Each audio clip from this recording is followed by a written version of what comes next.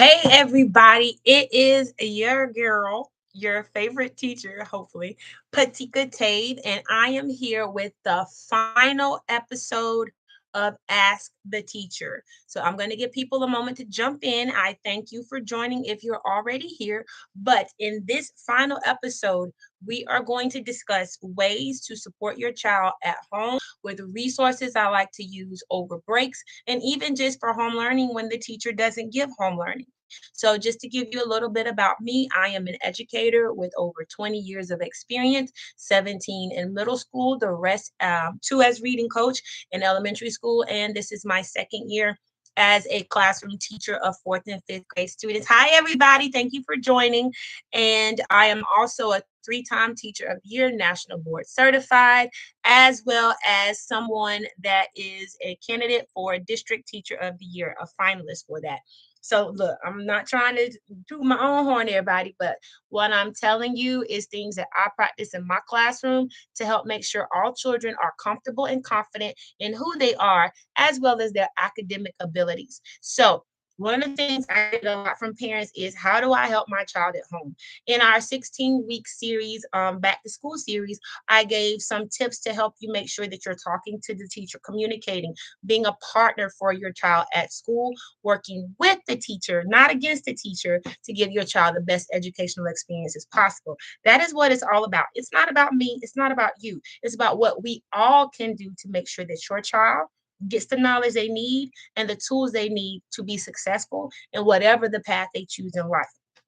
So we talked about ways to find out what your child really needs to do. What is their strengths? What are their weaknesses? Ways you can, support the teacher by having conferences, doing homework checks, and making sure that they are organized. Those are some of the things you can do. But if you still want to do a little bit more, say you're a person whose teacher doesn't give a lot of homework. I'm one of those teachers. I think that children should be able to be children at home.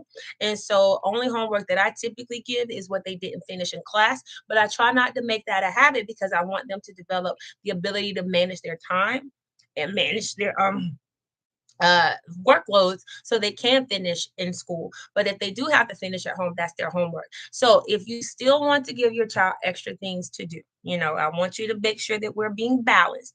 But there are some resources that I absolutely love. First things first, check what your district offers. I know in my school district we have a plethora of resources that we subscribe to for the students, and once they log in at home on through the portal that the district provides, they have access to all the resources we use in class, plus some more. So make sure that you are using what the district provides to help you extend their learning at home. Ask the teacher, do they have specific things that they have subscribed to that would help reinforce lessons at home as well? If you still want outside resources, I know for Florida, we have floridastudents.org, which gives them lessons with certificates at the end if they complete it based on grade level, what the course is, and benchmarks. So that is something that you can really drill down into to support your child. Also, just national resources I like to use. If you know that your child is struggling with writing and grammar, this resource called Everyday Edits is EV apostrophe. It's like apostrophe VRY. It's not spelled every like it's supposed to, but it's like a play on words, but Everyday Edits. It gives them a editing piece, a short paragraph to edit every day of the year. And then the good part about it is you can print off the thing that needs editing, and then you can also print out the answer key so you'll know what they should have done, and you can help them identify things that they missed so that they can know how to correct punctuation, spelling, capitalization, grammatical errors. So that's something I really like to use. Also, one thing that a little hack that I've learned and that works well for me in anything is Googling whatever it is you're trying to do and put practice for whatever grade level your child is, kids or students.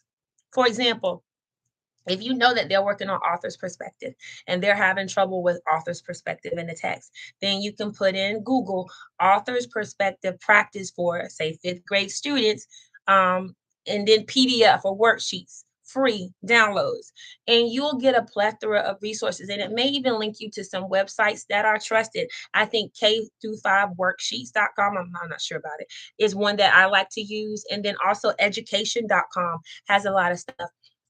When you do those Google searches, you can also access some of the resources that are already online. So you can use them online and it'll grade it online for you so that you can see, or it'll help the child see what they did right and what they did wrong. Some of our all-time favorites are Khan Academy. They have stuff for math, social studies, as well as other different types of subjects. You mean science and language arts. That's what I was trying to say. Language arts, not social studies. You can use Khan Academy. There was I thought I was prepared, y'all, but apparently I'm not. Khan Academy, education.com, all of those things are great resources to help make sure you are giving your child what they need. And most importantly, I'm going to preach this to the day I stop preaching. Read with your child. Listen to them read. Hear how they sound. Notice if they're pronouncing words properly. Notice if they're reading fluently. You can do that at home in 10, 15, 20 minutes a day. Practice reading with them. If they're struggling, read it together. Have them whisper read while you're reading it with them, or have them echo read. That means you say the words and then they repeat it after you. Those are some easy ways to support them in school and at home, but all of this is to benefit them as adults. You guys, in 10, 15 years, your child is not going to remember the theme of the text they read in Unit 5 of Week 2 of fifth grade ELA. But what they will remember is the strategies they use to unpack the text so that they can make meaning of what they're trying to learn and understand the questioning sequences and all those other things they need to do to actually comprehend information and come to their own conclusions, synthesize information, write about it, etc. The skills is what we're trying to develop. The knowledge will come once the skills are there. And in a society that values test scores and school grades so much, we're going to talk about that a whole nother day. We need to make sure that they are building that confidence that they can manipulate and understand information so that they can do well on assessments. And I'll tell you this also, just teaching them the value of education. We just completed a unit on the government. It wasn't just like 2 units ago that my students learned. And through that, they understood the struggles people had to go through to be able to read, to be able to get their own voting rights and stuff, all people. And so by them understanding what it took to be able to have the privilege of learning. Yeah, it's a right here in our country, but in some countries, it's a privilege. And so I help them see this is something that we are proud to do, to go to school every day, to learn until there's no more learning we can do because we're not on this planet.